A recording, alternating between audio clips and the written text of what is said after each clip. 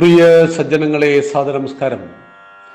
വാൽമീകി രാമായണം തത്വവിചാരത്തിലൂടെയുള്ള യാത്രയിലേക്ക് ഏവർക്കും സ്വാഗതം. രാമന്റെ ജീവിതം, അതാണ് രാമന്റെ സന്ദേശം. രാമായണ തത്വവിചാരത്തിൽ നമുക്കിന്ന് ചിന്തിക്കേണ്ടത് കാട്ടിലെത്തപ്പെട്ട സീതാദേവിയെ കുറിച്ചാണ്. ലക്ഷ്മണനൊപ്പം കാട്ടിലേക്ക് യാത്രയാകുമ്പോൾ രാമനെക്കുറിച്ച് ചോദിക്കുന്നുണ്ട് സീതാദേവി. അപ്പോഴും തന്നെ കാട്ടിൽ, അതായത് വാൽമീകി മഹർഷിയുടെ ആശ്രമത്തിലേക്ക് കൊണ്ടുപോവുകയാണ്, അതൊരു ശിക്ഷയാണ് എന്ന് ദേവി അറിയുന്നില്ല.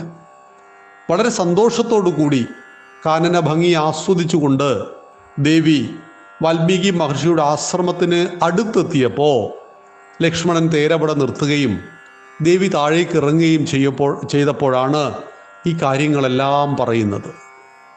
അപമാനഭാരത്താൽ ഭൂമി വിണ്ടുകീറിയിട്ട് അതിൻ്റെ ഉള്ളിലേക്ക് പിളർന്നതിലേക്ക് പോകണമെന്ന് പോലും ദേവി ആഗ്രഹിച്ചു പോകുന്നു.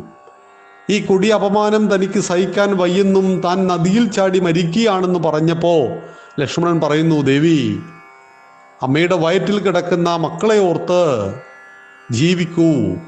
അങ്ങനെ വളരെ വളരെ വിഷമത്തോടു കൂടി വളരെ വൈകാരികമായ രംഗമാണ് ഉത്തരകാണ്ഡത്തിലുള്ള ഈ രംഗം.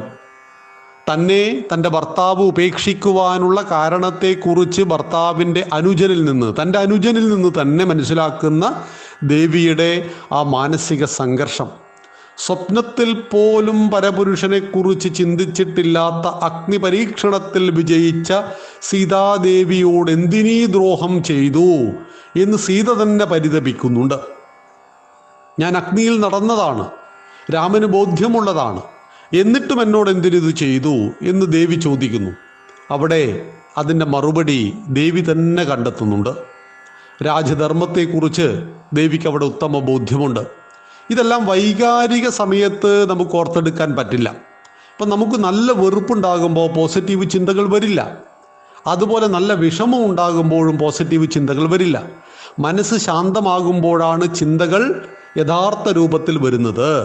അവിടെ ഒരുപാട് ഉദാഹരണങ്ങൾ. കാട്ടിൽ കിടക്കുമ്പോഴും സീതാദേവി ഒരു ദിവസം അദൃശ്യമായിട്ട് സീതാദേവിയുടെ ആത്മാവ് സന്ദർശിക്കുന്ന ഒരു രംഗമൊക്കെ ഉണ്ട്. നമുക്കത് വിസ്തരിച്ച് പിന്നീട് സംസാരിക്കാം. ഈ സമയത്ത് രാമൻ്റെ ഭാവത്തെ കാണുമ്പോഴാണ് തൻ്റെ ഭർത്താവ് എത്ര ആഴത്തിലാണ് എന്നെ സ്നേഹിക്കുന്നത്, ഏതൊരു ഘട്ടത്തിലാണ് അദ്ദേഹം തന്നെ ഉപേക്ഷിക്കുന്നത്, ഉപേക്ഷിച്ചു കഴിഞ്ഞിട്ടും രാമൻ എന്ന ഭർത്താവിൻ്റെ ഫീലിംഗ് എങ്ങനെയാണ്. രാമായണത്തിലെ ഇത്തരം വൈകാരിക രംഗങ്ങൾ കാണാതെയാണ് ആളുകൾ വിമർശിക്കുന്നത് എന്നുകൂടി അറിയുക. അപ്പോൾ സീതാദേവി കാട്ടിൽ വാൽമീകി മഹർഷിയുടെ ആശ്രമത്തിലെത്തുകയും ആശ്രമത്തിലേക്ക് സീതാദേവിയെ ശ്രീരാമന്റെ പത്നി എന്ന് പറഞ്ഞല്ല കൊണ്ടുവരുന്നത്. എന്നാൽ മഹർഷി കളവ് പറയുന്നുമില്ല. ലക്ഷ്മി ദേവി എന്ന പേരിലാണ് സ്വീകരിക്കുന്നത്. കാരണം സാക്ഷാൽ ലക്ഷ്മി ദേവിയാണ്. ലക്ഷ്മി ദേവി എന്ന പേരിൽ സ്വീകരിക്കുമ്പോൾ നമ്മുടെ ആചാര്യന്മാർ നമ്മളെ പഠിപ്പിക്കുന്ന ഒരു പാഠമുണ്ട്. കളവ് പറയരുത്, വേരോടെ നശിച്ചു പോകും. സത്യം പറയാതിരിക്കാം. എല്ലാ സത്യവും എല്ലാവരോടും പറയണ്ട. ഇത് രാമനാൽ ഉപേക്ഷിക്കപ്പെട്ട രാമൻ്റെ സഹധർമ്മിണിയാണ് എന്ന സത്യം വാൽമീകി മഹർഷി അറിഞ്ഞാൽ മതി. അല്ലെങ്കിൽ മറ്റൊരാൾ അറിയേണ്ട ആവശ്യമില്ല. അറിയേണ്ട കാര്യങ്ങൾ മാത്രം അറിയിക്കുക എന്ന് തന്നെയായിരുന്നു മഹർഷിയുടെയും നയം. അങ്ങനെ ആശ്രമത്തിലെത്തപ്പെട്ടു. ആശ്രമത്തിൻ്റെ അന്തരീക്ഷവുമായിട്ട് വളരെ എളുപ്പം സീതാദേവിയുടെ മനസ്സ് താതാത്മ്യം പ്രാപിക്കുന്നുണ്ട്. അതിനൊരു കാരണം, ഒരു ബാലൻ്റെ രൂപത്തിൽ ഹനുമാൻ അവിടെ ഉണ്ടായിരുന്നു. ചാട്ടവും പാട്ടും തമാശകളും ഒക്കെയായിട്ട് ദേവിയുടെ മനസ്സിലേക്ക് മറ്റൊന്ന് ചിന്തിക്കുവാൻ അവസരം നൽകാത്ത രീതിയിലേക്ക് മനസ്സിനെ കൊണ്ടുപോകുവാനും ഏറ്റവും നല്ലൊരു സുഖപ്രസവത്തെ പ്രദാനം ചെയ്യുന്ന മാനസിക ഭാവത്തിലേക്ക് ദേവിയെ ഉയർത്തുവാനും ആശ്രമത്തിൽ എല്ലാവരും ശ്രദ്ധിച്ചു. അവിടെ ധാരാളം ആളുകൾ, നൂറുകണക്കിന് ആളുകൾ അവിടെ ശിഷ്യന്മാരായിട്ട് ഉണ്ടായിരുന്നു. കുടുംബത്തോടൊപ്പം താമസിക്കുന്നവരുണ്ടായിരുന്നു. മഹർഷിമാർ മിക്കവരും കല്യാണം കഴിച്ചവരാണ്. അവരുടെ കുടുംബമൊക്കെ ഉണ്ടായിരുന്നു.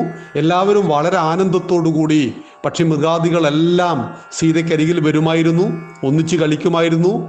കിളികളുടെ പാട്ടുകളുണ്ടായിരുന്നു, കുഞ്ഞുങ്ങളുടെ കളികളുണ്ടായിരുന്നു.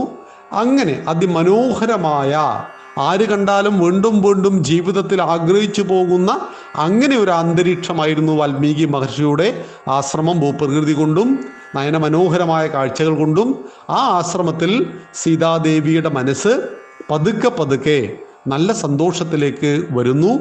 രാമൻ ഉപേക്ഷിച്ചതിൻ്റെ കാരണങ്ങളെക്കുറിച്ച് ബോധ്യപ്പെട്ട, രാജധർമ്മത്തിൻ്റെ പ്രാധാന്യത്തെക്കുറിച്ച് മനസ്സിലാക്കിയ സീത പയ്യെ പയ്യെ തൻ്റെ എല്ലാ ചരിത്രവും മറക്കുന്നു. രാമൻ തന്നോട് ക്രൂരത കാണിച്ചു എന്ന ചിന്ത പോലും ഉപേക്ഷിച്ചുകൊണ്ട് വളരെ സന്തോഷവതിയായി ജീവിക്കുന്നു. തുടർന്ന് സീതാദേവി 2 ആൺമക്കൾക്ക് ജന്മം നൽകുന്നു. അവർക്ക് ലവകുശന്മാർ എന്ന പേര് നൽകുന്നു. നമുക്ക് മക്കളെക്കുറിച്ചും പ്രസവാനന്തരമുള്ള ചിന്തകളെക്കുറിച്ചും നമുക്ക് നാളെ തത്വവിചാരം ചെയ്യാം. നന്ദി, നമസ്കാരം. വന്ദേ മാതരം.